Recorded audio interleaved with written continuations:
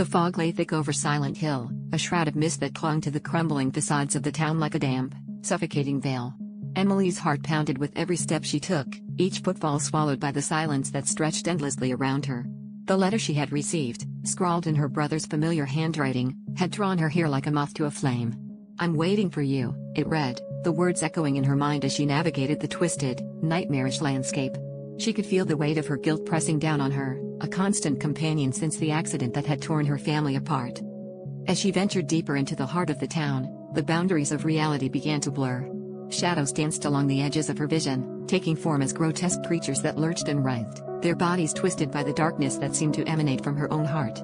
Each encounter was a reflection of her innermost fears and regrets, memories she had long tried to bury now clawing their way to the surface. The abandoned hospital loomed ahead, its corridors echoing with the whispers of the past, and with each turn, Emily was confronted by fleeting visions of her brother's face, contorted with blame and anguish. The decrepit school, its windows opaque with grime, was another chapter in her personal purgatory. Classrooms were filled with phantoms of her childhood, laughter turned to screams that reverberated through the empty halls. It was here that Emily was forced to confront the truth she had long denied: the accident had not been an accident, and her brother's disappearance was a consequence of her own selfish choices.